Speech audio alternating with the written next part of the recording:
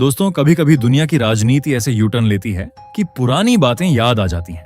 जरा सोचिए, एक समय था जब ब्रिटेन खुद को दुनिया के सबसे स्थिर लोकतंत्रों में गिनता था, दूसरे देशों को सलाह देता था, लोकतंत्र पर भाषण देता था और कई बार भारत को भी समझाने की कोशिश करता था कि राजनीति और लोकतांत्रिक संस्थाएं कैसे चलाई जाती हैं। लेकिन आज हालात कुछ ऐसे बनते दिखाई दे रहे हैं कि खुद ब्रिटेन के लोग अपनी राजनीति को लेकर परेशान हैं। वहां जो घटनाएं इस समय देखने को मिल रही हैं, उन्हें देखकर कई लोगों को 1990 के दशक वाला भारत याद आने लगा है।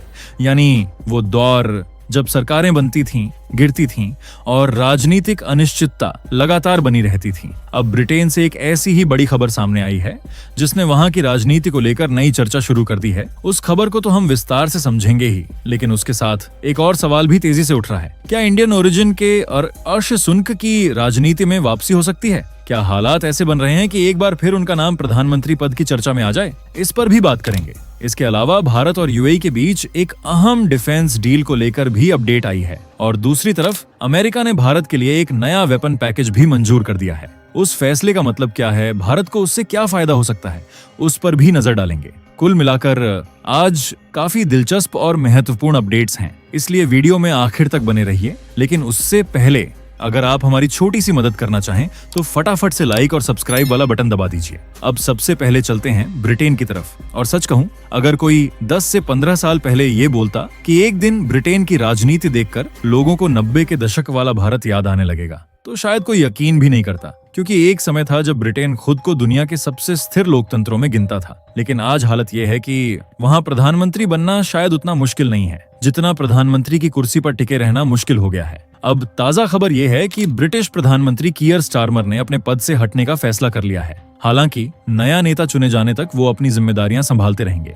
लेकिन इतना तय हो चुका है, उनकी विदाई की प्रक्रिया शुरू हो गई है। अब यहाँ सबसे बड़ा सवाल ये है, आखिर ऐसा हुआ क्यों? क्योंकि बात कोई 10 से 15 साल पुराने नेता की नहीं है। यही कीयर स्टारमर थे, जिन्होंने सिर्फ 2 साल पहले ऐतिहासिक जीत हासिल की थी। बड़ी उम्मीदों के साथ सत्ता में आए थे, लेकिन सिर्फ 717 दिन बाद ही हालात यहाँ तक पहुंच गए कि अपनी ही पार्टी के लोग उनसे दूरी बनाने लगे और यहीं से पूरी कहानी शुरू होती है। दरअसल पिछले कुछ समय से ब्रिटेन में हुए लोकल चुनावों में लेबर पार्टी का प्रदर्शन उम्मीद के मुताबिक नहीं रहा।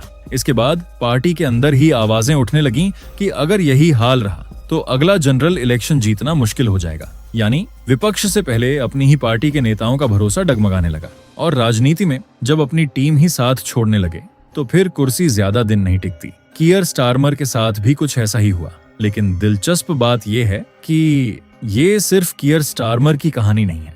पिछले करीब 10 सालों से ब्रिटेन में लगभग यही पैटर्न चलता आ रहा है। एक प्रधानमंत्री आता है, शुरुआत में उम्मीदें बहुत होती हैं, फिर कुछ समय बाद लोकप्रियता गिरती है, अपनी पार्टी के सांसद बेचैन होने लगते हैं और आखिर में वही लोग समर्थन वापस ले लेते हैं जिन्होंने कभी उसे नेता चुना था। यही वजह है कि पिछले 10 सालों में ब्रिटेन लगातार प्रधानमंत्री बदलता रहा है। कुछ तो ऐसे भी रहे जो अपना आधा कार्यकाल भी पूरा नहीं कर पाए। अब कई लोगों के मन में एक और सवाल आ रहा होगा, क्या इसका फायदा आरशी सुनक को मिल सकता है? क्या वो फिर से प्रधानमंत्री बन सकते हैं? तो फिलहाल इसका जवाब है नहीं, क्योंकि कीयर स्टारमर लेबर पार्टी से आते हैं और नया नेता भी उसी पार्टी से चुना जाएगा। आरशी सुनक कंजर्वेटिव पार्टी से हैं, इसलिए अभी उनकी वापसी की कोई सीधी संभावना दिखाई नहीं देती। हाँ, आगे आने वाले चुनावों में तस्वीर बदल सकती है, लेकिन इस वक्त मामला वैसा नहीं है जैसा सोशल मीडिया पर दिखाया जा रहा है। असल समस्या किसी एक नेता की नहीं है, असल समस्या ब्रिटेन की है। ब्रेक्जिट के बाद लोगों को जो बड़े बड़े सपने दिखाए गए थे, उनमें से बहुत कुछ जमीन पर दिखाई नहीं दिया। महंगाई की परेशानी बनी हुई है, हाउसिंग संकट अभी भी खत्म नहीं हुआ, नौकरियों को लेकर चिंता बनी हुई है, इमिग्रेशन पर किए गए वादे पूरे नहीं हो पाए और ऊपर से पाकिस्तान की ग्रूमिंग गैंग्स जैसे मुद्दों पर भी सरकारों को लगातार आलोचना झेलनी पड़ रही है। ऐसे में जनता नाराज होती है। जनता नाराज होती है तो सांसद घबराने लगते हैं और सांसद घबराते हैं तो सबसे पहले प्रधानमंत्री की कुर्सी हिलती है। यही वजह है कि पिछले कई सालों से ब्रिटेन में नेता बदल रहे हैं, लेकिन समस्याएं वहीं की वहीं खड़ी दिखाई दे रही हैं। अब जरा मिडिल ईस्ट की तरफ चलते हैं और ये वाली खबर सिर्फ भारत या यूएई की नहीं है, पूरे रीजन की पावर पॉलिटिक्स से जुड़ी हुई है। क्योंकि अगर ये डील फाइनल हो जाती है तो मिडिल ईस्ट में कई लोगों की रातों की नींद उड़ सकती है। दरअसल खबर ये है कि भारत और यूनाइटेड अरब अमीरात के बीच एक बड़ी डिफेंस डील को लेकर बातचीत चल रही है और इस बार चर्चा किसी साधारण हथियार की नहीं बल्कि ब्रह्मोस मिसाइल की हो रही है। जी हाँ, वही ब्रह्मोस, जिसका नाम पिछले कुछ समय में पूरी दुनिया में काफी चर्चा में रहा है। वही मिसाइल जिसे लेकर बार बार दावा किया जाता है कि इसकी स्पीड और प्रोफाइल की वजह से इसे ट्रैक करना आसान नहीं होता। अब खबर यह है कि यूएई भी अपनी सेना में इसी ब्रह्मोस को शामिल करना चाहता है। रिपोर्ट्स के मुताबिक दोनों देशों के बीच बातचीत शुरू हो चुकी है। अभी मामला शुरुआती दौर में है, लेकिन कहा जा रहा है कि बातचीत अच्छी स्पीड से आगे बढ़ रही है। और दिलचस्प बात सिर्फ यहीं खत्म नहीं होती। खबरों के मुताबिक यूएई की नजर सिर्फ ब्रह्मोस पर नहीं है, वो भारत के आकाश तीर एयर डिफेंस सिस्टम में भी दिलचस्पी दिखा रहा है। यानी एक तरफ हमला करने की क्षमता और दूसरी तरफ अपने आसमान की सुरक्षा, दोनों चीजों को मजबूत करने की तैयारी दिखाई दे रही है। आकाश तीर वही सिस्टम है जिसे भारत इलेक्ट्रॉनिक्स लिमिटेड ने विकसित किया है और जो इस समय भारतीय सेना के साथ इस्तेमाल भी किया जा रहा है। अब सवाल है, अचानक यूएई को भारत के हथियारों में इतनी दिलचस्पी क्यों आने लगी? तो इसके पीछे भी एक वजह बताई जा रही है। पिछले कुछ समय में मिडिल ईस्ट में जो हालात बने, खासकर ईरान, अमेरिका और इजराइल से जुड़े घटनाक्रम, उन्होंने खाड़ी देशों को एक बात साफ समझा दी है कि आने वाले साल आसान नहीं होने वाले। कई एक्सपर्ट्स का मानना है कि ईरान और इजराइल के बीच जो तनाव है वो जल्दी खत्म होने वाला नहीं है, और अगर भविष्य में फिर कोई बड़ा टकराव होता है तो उसका असर सिर्फ उन दो देशों तक सीमित नहीं रहेगा, पूरे इलाके पर पड़ेगा। यही वजह है कि खाड़ी देश अब अपनी सुरक्षा को लेकर पहले से कहीं ज्यादा गंभीर दिखाई दे रहे हैं। कोई नए डिफेंस पार्टनर ढूंढ रहा है, कोई नए अलायंस बना रहा है और कोई अपनी सेना में ऐसे हथियार शामिल करना चाहता है जिनकी क्षमता पहले ही साबित हो चुकी हो। यूएई का भारत की तरफ देखना भी इसी बड़े बदलाव का हिस्सा माना जा रहा है। अब अगर ये डील आगे बढ़ती है तो यह सिर्फ एक हथियारों की खरीद नहीं होगी, बल्कि भारत और यूएई के रणनीतिक रिश्तों को भी एक नए स्तर पर ले जा सकती है।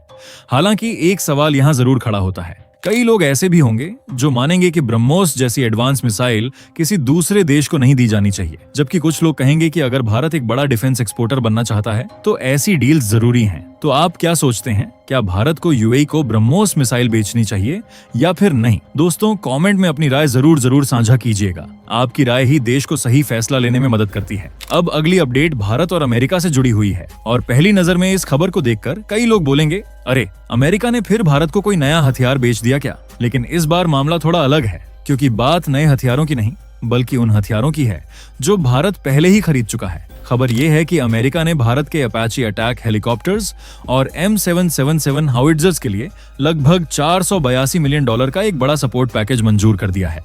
अब सुनने में ये खबर बहुत साधारण लग सकती है, लेकिन डिफेंस की दुनिया में इसकी अहमियत काफी ज्यादा होती है। दरअसल हथियार खरीद लेना ही पूरी कहानी नहीं होती, असल कहानी उसके बाद शुरू होती है। मान लीजिए आपने दुनिया की सबसे एडवांस मशीन खरीद ली, लेकिन कुछ साल बाद उसका पार्ट खराब हो गया, सॉफ्टवेयर अपडेट नहीं मिला या टेक्निकल सपोर्ट बंद हो गया, तो फिर वही मशीन धीरे धीरे बेकार होने लगती है। हथियारों के साथ भी बिल्कुल यही होता है। यही वजह है कि अमेरिका ने जो पैकेज मंजूर किया है उसमें सिर्फ पार्ट्स ही नहीं बल्कि repair support, maintenance, training, logistics और टेक्निकल असिस्टेंस जैसी कई चीजें शामिल हैं। सीधी भाषा में कहें तो कोशिश ये है कि भारतीय सेना के अपाचे हेलीकॉप्टर्स और M777 गन्स आने वाले सालों तक पूरी तरह ऑपरेशनल और कॉम्बैट रेडी बनी रहें। और वैसे भी अमेरिका दुनिया के कई देशों के साथ ऐसा करता है। जो देश अमेरिकी हथियार खरीदते हैं उन्हें बाद में इसी तरह का सस्टेनमेंट सपोर्ट भी दिया जाता है।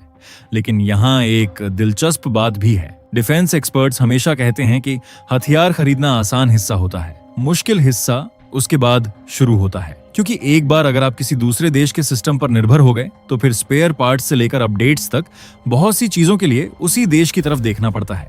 और इतिहास में कई बार ऐसा भी हुआ है जब राजनीतिक या जियोपॉलिटिकल कारणों से देशों ने सपोर्ट रोक दिया, जिसका सीधा असर सामने वाले देश की सैन्य तैयारी पर पड़ा। यही वजह है कि भारत पिछले कुछ सालों से एक बात पर लगातार जोर दे रहा है कि जितना हो सके हथियार भारत में बने, टेक्नोलॉजी भारत में विकसित हो और भविष्य में किसी भी जरूरी सिस्टम के लिए दूसरे देशों पर जरूरत से ज्यादा निर्भर न रहना पड़े। क्योंकि हथियार खरीदना एक बार का खर्च हो सकता है, लेकिन उन्हें सालों तक चलाए रखना असली चुनौती होती है। और दोस्तों, ये थी आज की बड़ी खबर जो काफी रिसर्च और मेहनत के बाद हमने आपके सामने रखी है। तो अगर आप हमारी मेहनत को सपोर्ट करना चाहो तो वीडियो को लाइक और चैनल को सब्सक्राइब करके अपने दोस्तों से शेयर कर दें ताकि उन्हें भी ये जानकारी मिल सके। जय श्री राम।